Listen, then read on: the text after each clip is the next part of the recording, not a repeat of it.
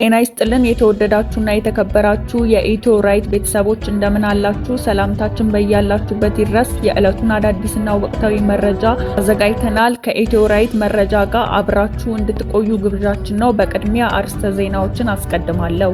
በአማራ ክልል ጎንደር፣ ጎጃም፣ ወሎና ሸዋ ቀጠናዎች ከባድ ውጊያ መቀስቀሱ ታውቋል።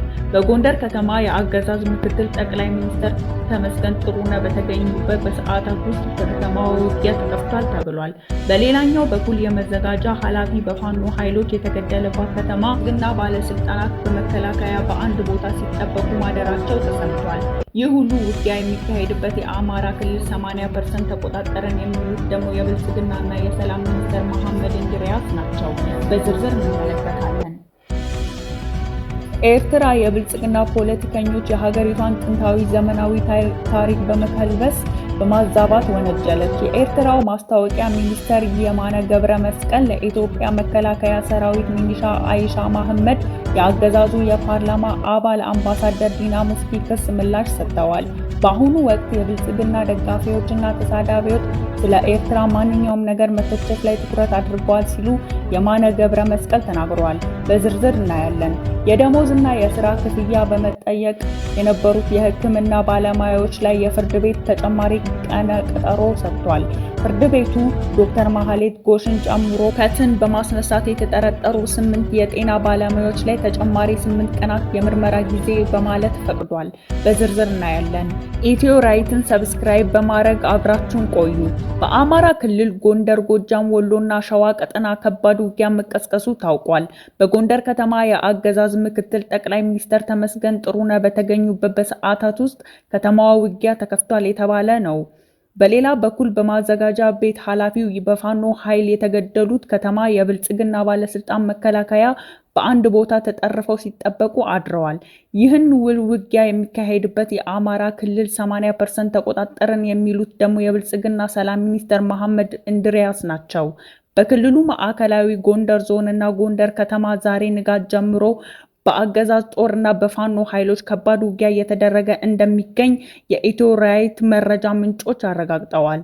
የአገዛዝ ምክትል ጠቅላይ ሚኒስትር ተመስገን ጥሩነህ በተገኙበት በሰዓታት ውስጥ በጎንደር ከተማ ምስራቃዊ ክፍል ከንጋት 11 ሰዓት ጀምሮ ከባድ ውጊያ እየተደረገ እንደሆነ ነዋሪዎች ተናግረዋል። የአማራ ፋኖ ብሔራዊ ኃይል ጎንደር ቀጠና ዳግማዊ ቴዎድሮስ ኮር በበኩሉ ፋኖ የተቀናጀ ጥቃት በመክፈት የአገዛዝ ምሽጎች እየሰበረ ወደፊት እየገሰገሰ ነው ሲል አሳውቋል። በጎንደር ከተማ ደዌ አቅጣጫ የአጼ ቴዎድሮስ አውሮፕላን ማረፊያ አቅራቢያ ብርሃን ላይ የተባለ ስፍራ ላይ የነበረ የአገዛዝ ጦር ምሽግ በፋኖ ኃይሎች ውጊያ የተከፈተባቸው አካባቢዎች አከል መሆኑ ሲታወቅ፣ በተጨማሪ የጎንደር ከተማ አስተዳደር ጠዳ ከተማ ውጊያው ቀጥሏል ነው የተባለው። ጎንደር ከተማ በተጨማሪ በጎንደር ዙሪያ ወረዳ አዳሩ የፋኖ ኃይሎች ከተማ ሰብሮ በመግባት እና መቆጣጠራቸው የወረዳ ፖሊሶች ጣቢያ በመስበር ከ70 በላይ ፖለቲካ እስረኞችን ማስለቀቅ እንደተቻለ አፋብኃ አሳውቋል። በዚሁ ጎንደር ቀጠና በደቡብ ጎንደር ዞን የሊቦ ከምከም ወረዳ አዲስ ዘመን ከተማ በተመሳሳይ ፋኖ ዘልቆ መግባት በአገዛዙ ጦር ሰፈር ላይ ከባድ ውጊያ እያደረገ እንደሚገኝ አሳውቋል። የዛሬውን ከንጋት ጀምሮ በጎንደር ከተማና በአካባቢ ባሉ ሌሎች ከተማ የተከፈተውን ውጊያ ተከትሎ ከጎንደር ወደ ባህር ዳር የሚደረገው የየብስ ትራንስፖርት ተስተጓጉሏል ነው የተባለው። በተመሳሳይ በወሎ ቀጠና የሚገኙ የተለያዩ ከተሞች ላይ በሚገኝ የአገዛዙ ኃይል ላይ ፋኖ ውጊያ መክፈቱ የመረጃ ምንጫችን ተናግሯል።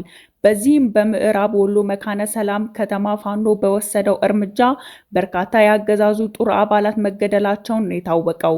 በመካነ ሰላም በተደረገው ውጊያ ከ50 በላይ የአገዛዙ ወታደሮች የሞትና የአካል ጉዳት እንደደረሰባቸው ሲታወቅ፣ የጦር መሳሪያዎችና ሎጂስቲክ ደግሞ በፋኖ ኃይሎች ገብተዋል ሲሉ የፋኖ መረጃ ምንጮች ለኢትዮ ራይት አረጋግጧል። የፋኖ ኃይሎች ጥቃቱ ያደረሱት በመካነ ሰላም ወረዳ ቦታው እሁድ ገበያ ትምህርት ቤትና ወሊጮ የተባለ ቦታ ካምፕ ባደረገው የአገዛዝ ጦር ላይ መሆኑ የመረጃ ምንጮቻችን ጨምረው ተናግረዋል። ፋኖ በአገዛዝ ጦር ላይ ካደረሰው ጉዳት ተጨማሪ የፖለቲካ እስረኞች ማስለቀቁ ታውቋል። በተመሳሳይ የአማራ ፋኖ ብሔራዊ ኃይል ወሎ አማራ ቀጠና ልዩ ዘመቻ ኮማንዶች በራያ ቆቦ ተኩሎች ዙሪያ በወሰዱት እርምጃ በርካታ የአገዛዙ ወታደሮች ሲገደሉ አንድ የሰሜን ምስራቅ ህዝብ ኮሎኔል ደግሞ ቆስለዋል ሲል አፋብኃ አሳውቋል። የፋኖ ኮማንዶ ጥቃቱን የከፈተው የአገዛዝ ጦር ትናንት ግንቦት 27 2017 ዓ.ም ንጋት ጀምሮ እስከ 8 ሰዓት በኋላ ውጊያ ሲሆን የአገዛዝ ጦር ቆቦ ከተማ ተነስቶ በርካታ ኃይልና በህብረት ለ23 ታጅቦ ስንቅና ትጥቅን ሲያጓጉዝ ግድም መቅረጫውና እንዲሁም ጠበሌት የተባሉ ስፍራዎች መሆኑን የፋኖ አመራር ላይ ለኢትዮ ኢራይት ተናግሯል። በፋኖ ኃይሎች ከባድ ጥቃት የደረሰበት የአገዛዝ ጦር ከቆቦ ከተማ አቅራቢያ ሆርማንት ወታደራዊ ካምፕ ውስጥ ሆኖም ከ20 በላይ መድፍ ሲተኳኮስ ማምሸቱ ታውቋል። በዚሁ በሰሜን ወሎ ዞን መርሳ ከተማ ደግሞ ትናንት ምሽት የብልጽግና አስተዳደር የማዘጋጃ ኃላፊ የሆኑት አቶ ሙሉጌታ ተሰማ በፋኖ ኃይሎች በተፈጸመባቸው ጥቃት መገደላቸው ነዋሪዎች ተናግረዋል። አቶ ሙሉጌታ ተሰማ የተገደሉ ከሆስፒታል ተይዞ እንደወጡ የተደረገ በኋላ ያለው ነዋሪዎች ግድያውን ተከትሎ የአገዛዙ ወታደሮች በከተማዋ ተሰማርተው የነበሩትን ነዋሪዎች ላይ ከፍተኛ ድብደባና ማዋከብ ፈጽመዋል ብለዋል። የመዘጋጃ ቤት ኃላፊው መገደሉን ተከትሎ የብልጽግና ሹሞች በተጠበቀው በአንድ ቦታ ከፍተኛ ጥበቃ ሲደረግላቸው ማደሩ የኢትዮ ራይት መረጃ ምንጮች አረጋግጠዋል። አፋብኃ በበኩሉም በመርሳ ከተማና በአካባቢ ንጹሃን ላይ ግድያና እንግልት እንዲፈጸም ሚና የነበራቸውንና ተደጋጋሚ ማስጠንቀቂያ መልእክት ቢደርሳቸው በማለት በወንጀል ድርጊት ሲቀጠሉ በመሆኑ በማዘጋጃ ኃላፊው ላይ እርምጃ ወስደናል ሲል አሳውቋል። በጎጃም ቀጠና በቀጠለው ውጊያ ከፍተኛ ሰብአዊና ቁሳዊ ጉዳት መድረሱ ታውቋል።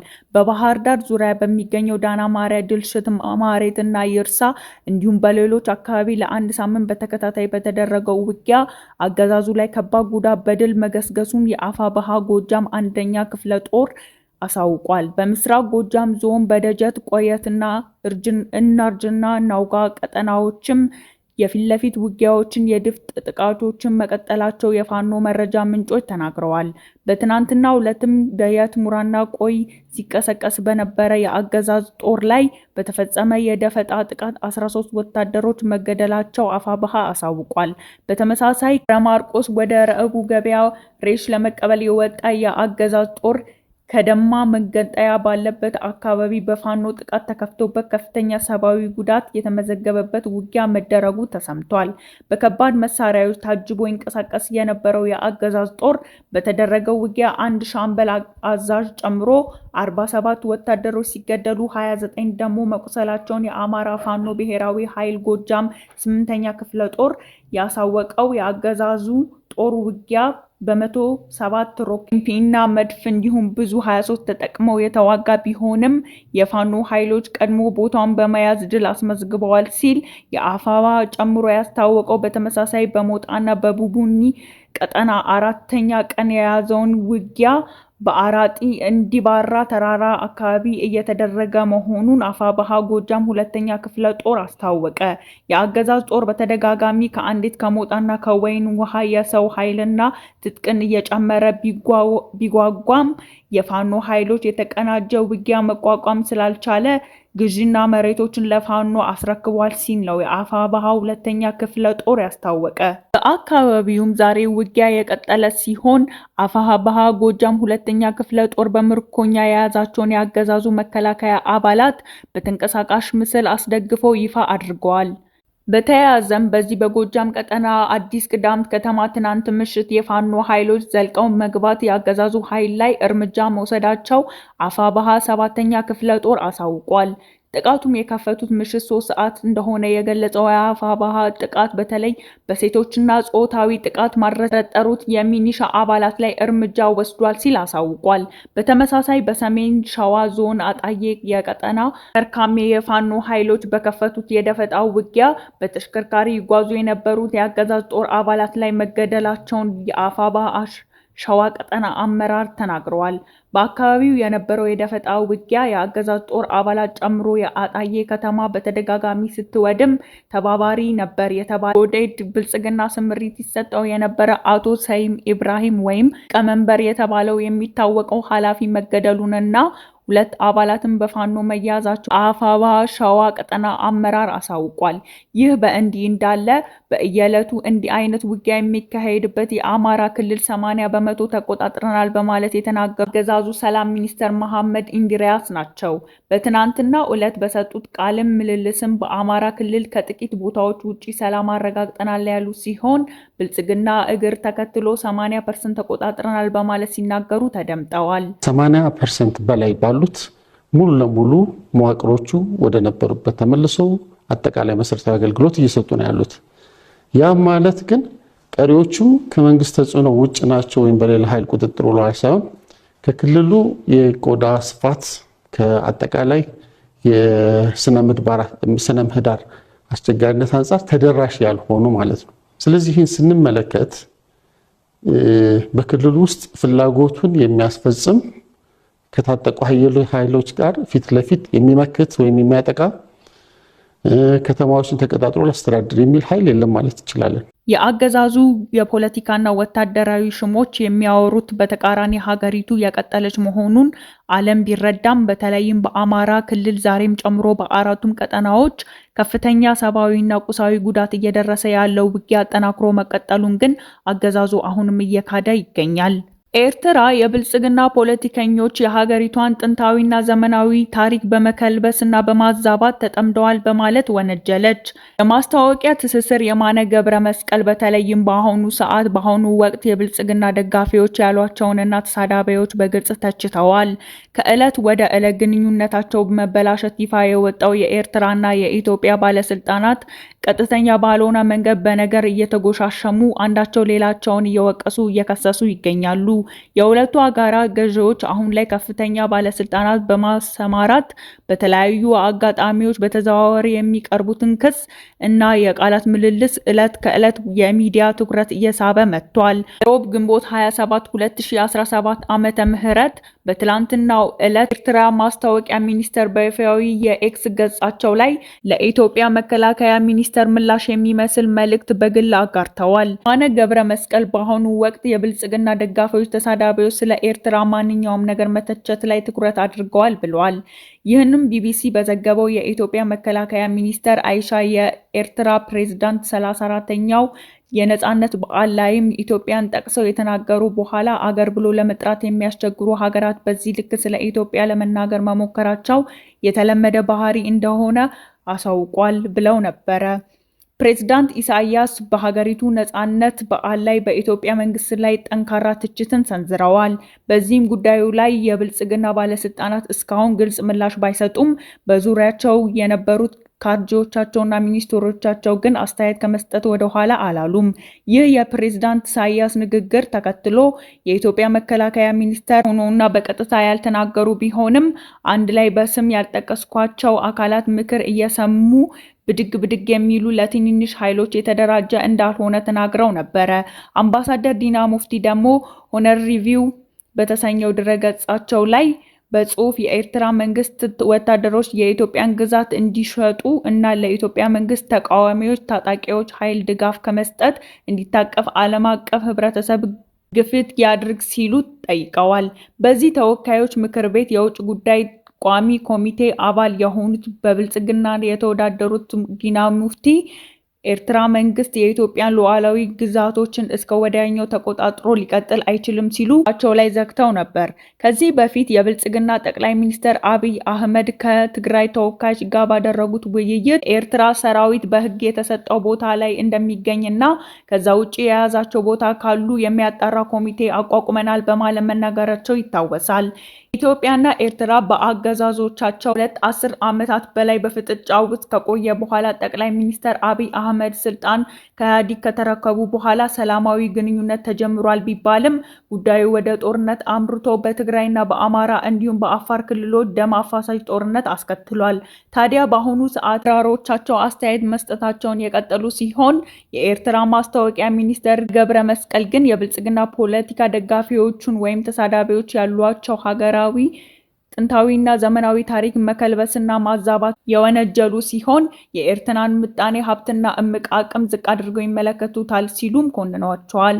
የማስታወቂያ ሚኒስተሩ የዚህን መነሻ የባህር በር ለማግኘት ካለ ጥልቅ ፍላጎት ነው ያሉት ሲሆን ይህም የጎረቤት ሀገራት ሉዓላዊ መሬት እስከ መውሰድ ይደርሳል ሲሉ ወንጅለዋል። የማነ ገብረ መስቀል የኢትዮጵያ ምጣኔ ሀብት እድገት በኤክሰስ ልጥፋቸው ላይ አጣጥለው ለኢትዮጵያ ላለፉት 10 ዓመታት በተደጋጋሚ የዕዳ እፎይታ ማግኘቷ መዘንጋት የለበትም ይላሉ። አፍሪካ ቀንድ ለዘላቂ ልማት ትልቅ አቅም አለ ያሉት የማነ ነገር ግን እውነተኛ እድገት የሚወሰነው በዓለም አቀፍ ሕግ በማክበር ላይ ባለው ዘላቂ ቀጠናዊ ሰላም ነው ሲሉ ለብልጽግና አመራሮች መልእክት አስተላልፈዋል። አምባሳደር ዲና ሙፍቲ በበኩላቸው በወር ሪቪው ላይ ባወጡት ጽሑፍ የፕሬዝዳንት ኢሳያስ ዋና ትኩረት የትግራይና የአማራ የብሔር ሚኒሻዎችን በማሰባሰብ ውጭ ኃይሎች መሳሪያ ሆነዋል የሚሉት የኢትዮጵያ መንግስት መገልበጥ ነው ሲሉም ወንጅሏቸዋል። አምባሳደር ዲና ይህን የፕሬዝዳንት ኢሳያስ ጣልቃ ገብነት አደገኛ ውጤት ይኖረዋል በማለት ያስጠነቅቃሉ። ፕሬዝዳንት ኢሳያስ በነጻነት በዓላቸው ንግግራቸው ላይ ታዲያ የውጭ ኃይሎች የብልጽግና ወኪላቸው አማካኝነት የኢትዮጵያ ሕዝብ ላይ ላለፉት 5 ዓመታት የጎን ጦርነት ምን ያክል ተስፋ እንዳጡ የሚያሳይ ነው በማለት ተናግረዋል። የደሞዝ እና የስራ ክፍያ በጠየቁ የሕክምና ባለሙያዎች ላይ ፍርድ ቤት ተጨማሪ ጊዜ ቀነ ቀጠሮ መስጠቱ ተሰማ። በዶክተር ማህሌት ጎሽ ጨምሮ ሁከት ማስነሳት የተጠረጠሩ 8 የጤና ባለሙያዎች ላይ ተጨማሪ የምርመራ ቀናት ፈቅዷል። የአገዛዙ የፌዴራል ከፍተኛ ፍርድ ቤት አራዳ ምድብ ችሎት ዶክተር ማህሌት ጎሽ ጨምሮ ሁከትና ብጥብጥ ማስነሳት ወንጀል ክስ የቀረበባቸው 8 የጤና ባለሙያዎች ላይ 8 ተጨማሪ ምርመራ ቀናት ፈቅጃለሁ ሲል ተደምጧል። ዶክተር ማህሌት ጨምሮ ክሱ የቀረበባቸው የጤና ባለሙያዎች ከዚህ ቀደም ግንቦት 13 ቀን 2017 ዓመተ ምህረት በፌዴራል ከፍተኛ ፍርድ ቤት አራዳ ምድብ ችሎት በቀረበው ፖሊስ 12 ቀናት ጊዜ እንዲሰጠው መጠየቁ ተከትሎ 12 ቀናት የምርመራ ጊዜ ፈቅዶ እንደነበረ የዶክተር ማህሌት ቤተሰቦች ለሚዲያ ተናግረዋል። ይህን ተከትሎ የ12 ቀን በኋላ በተያያዘው ሳምንት በመጀመሪያ ሰኞ ግንቦት 25 ቀን 2017 ዓመተ ምህረት ፍርድ ቤት የቀረቡ ሲሆን ምርመራዬን ስላልጨረስኩ ተጨማሪ 14 ቀን ይሰጠኝ ሲል ጠይቋል።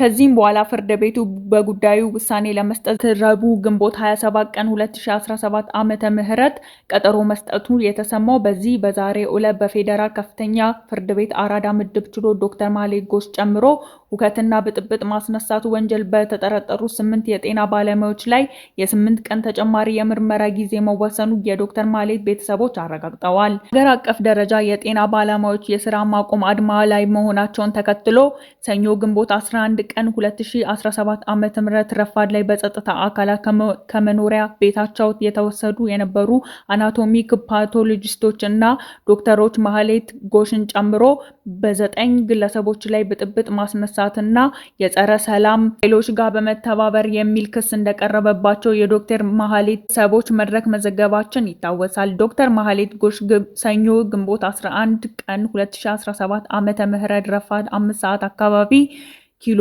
ባሻ ወልዴ ኮንዶሚኒየም በሚገኝ መኖሪያ ቤታቸው በጸጥታ አካላት መወሰዳቸው ተዘግቧል። በወቅቱ ታዲያ አዲስ ስታንዳርድ ተመልክተዋል ያለው የፌዴራል ፖሊስ በጽሑፍ ያቀረበው የጊዜ ቀነ ቀጠሮ መጠየቂያ ደብዳቤ ክስ መዝገቡ የተከፈተው በዶክተር ሳሙኤል ኃይሉ ተወልደ መድን ስም ሲሆን ሁከትና ብጥብጥን ማስነሳት የጸረ ሰላም ኃይሎች ጋር ተባብረው የከተማን አመጽ መቀስቀስ ህዝብና መንግስት የጣለባቸውን ኃላፊነት ወደ ጎን በማድረግ ህሙማንን አናክምም በማለት እና የእጅ ስልኮቻቸውንና ማህበራዊ ሚዲያዎቻቸውን በመጠቀም ብሔርን ከብሔር ጋር ሲያጋጩ መልእክቶችን በማስተላለፍ የሚል ክሶችን አገዛዙ አቅርቦባቸዋል።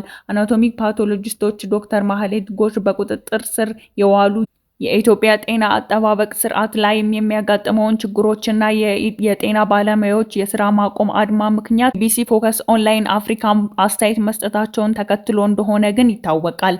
በተለይ ፓቶሎጂስቶች ክፍልና ኦንኮሎጂስቶች ክፍል በ10 ዓመታት በላይ ያልተለወጡ ትልልቅ ችግሮች አሉብን ሲሉ አስረድተው ነበር።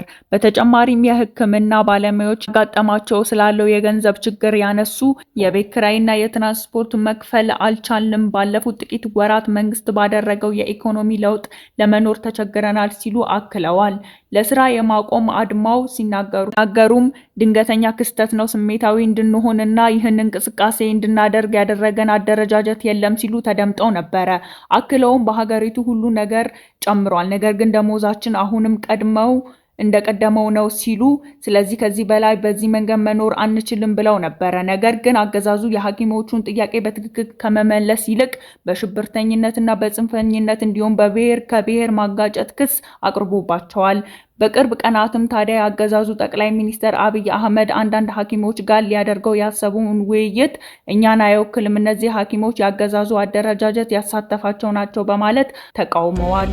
አውቱ ይዘን የመጣነው ዜናዎቻችን እነዚህ ነበሩ። በቀጣይ ሌሎች ሰሞናዊ መረጃዎችና ጉዳዮችን ይዘን እስከምንመጣ ሰላም ይቆዩን እንላለን። ቤተሰብ ያልሆናችሁ ተመልካቾቻችን ቤተሰብ እንዲሆኑ ይህንንም ቻናላችንን ሰብስክራይብ፣ ሼር፣ ላይክ እያደረጋችሁ አብሮነታችሁን አሳዩን። ቸር ሰንብቱ።